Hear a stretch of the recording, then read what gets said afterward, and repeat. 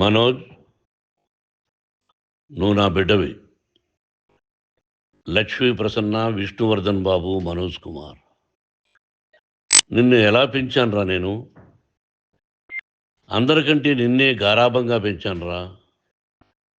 నీకే ఎక్కువ ఖర్చు పెట్టి చదివించాలని ప్రయత్నం చేశానురా. నువ్వు ఏది అడిగినా నేను నీకు ఇచ్చానురా. కానీ ఈ రోజున నువ్వు చేస్తున్న పని బిడ్డల గుండెల మీద తంతారంటారే, అలా తన్నేవరా. మనసు ఆవేదనతో కింగిపోతుందిరా. నేను మీ అమ్మ ఏడ్చుకుంటున్నావురా.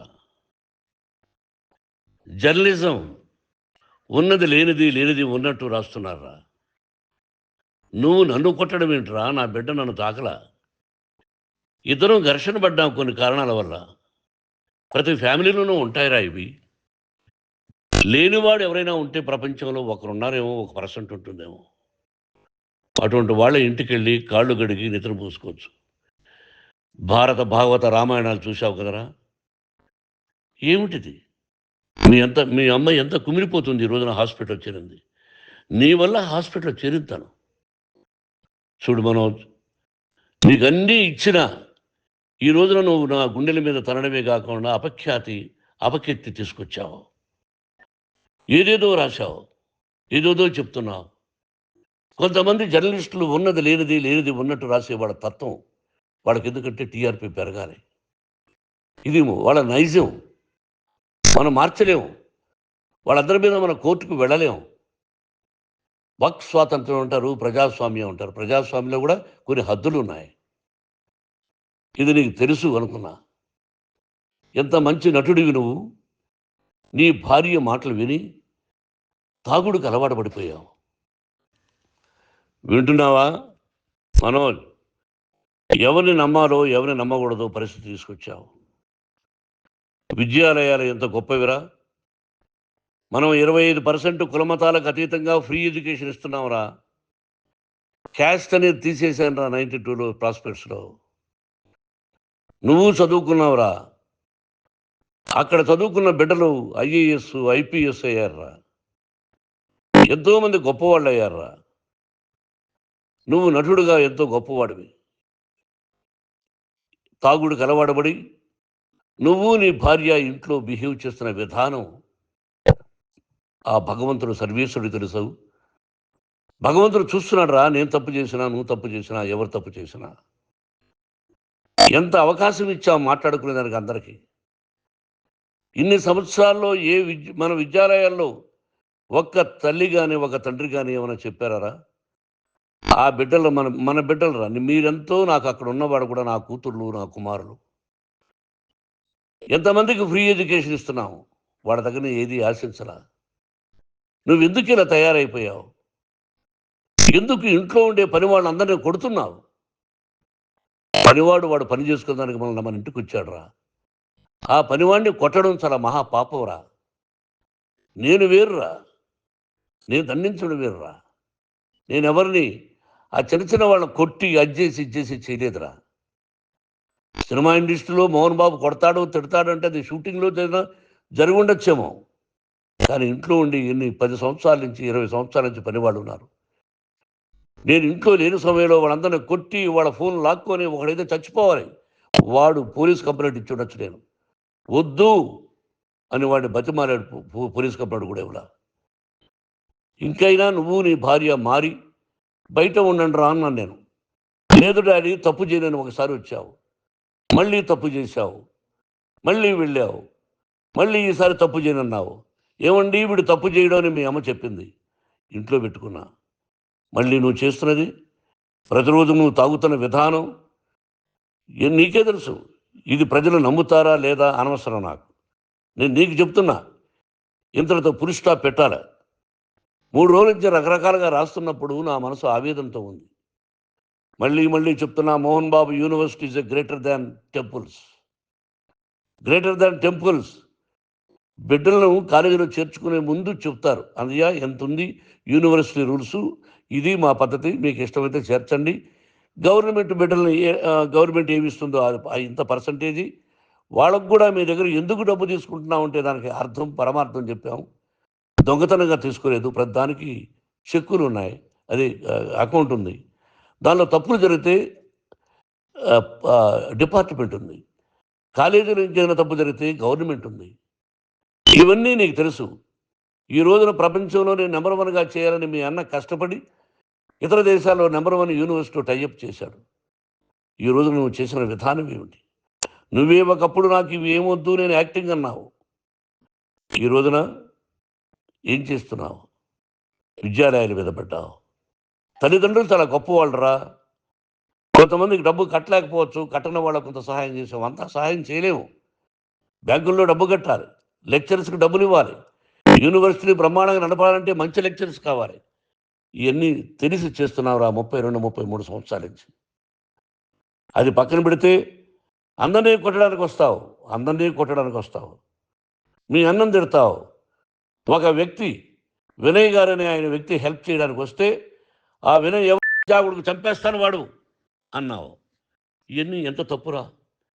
అంటే మీ నాన్నగారికి ఎవరు సహాయం చేయడానికి వస్తే వాళ్ళందరినీ జాగుడుకులు అంటావు. చంపేస్తానంటావు. మీ అన్నను చంపేస్తానన్నావు. చంపరా చూద్దాం మీ అన్న నేనే అన్నా. తాకరా నీ ధైర్యం ఉంటే అన్నా. ఎంతమందిని చంపాలనుకుంటున్నావు? ఎంతమందిని చేయాలనుకుంటున్నావు? నువ్వు ఏం సాధించాలనుకుంటున్నావు? ఆలోచించుకో. ఈ ఇంట్లోకి అడుగు పెట్టడానికి నీకు అధికారం లేదు. ఇది నా కష్టార్జితం. మా నాన్నగారు 10 రూపాయలు 10 పైసలు కూడా ఇవ్వలేదురా. మంచి జన్మనిచ్చాడు మా నాన్నగారు. మద్రాసుకు వెళ్ళి వీధుల్లో అడుగు తిన్నానురా. ఒక పూట కూడా భోజనం లేకుండా అడుగు తిన్నానురా. న్యాయంగా మోహన్ బాబు తిడతాడు కొడతాడంటారు కానీ మోసగాడు అనలేదురా. నీట్ పార్లమెంటేరియన్గా బయట వచ్చానురా. నువ్వు నా పరువు ప్రఖ్యాతులు మంట కలిపావు. ఏమిటి నేను చేసిన అన్యాయం? నీకు జన్మనిచ్చాను. అదా నేను చేసిన పాపం. అందుకే ఇది నా ఇల్లు అన్నావు. నువ్వు నీ ఇల్లు కాదు. నీ కష్టార్జితంతో నువ్వు సంపాదించుకున్న ఇల్లు నీది. ఇది నా డబ్బు, నా కష్టార్జితం. నా కష్టార్జితంలో నేను పిలిస్తేనే మీరు ఇంట్లోకి రావాలి. అటువంటిది పోగొట్టుకున్నావు నువ్వు.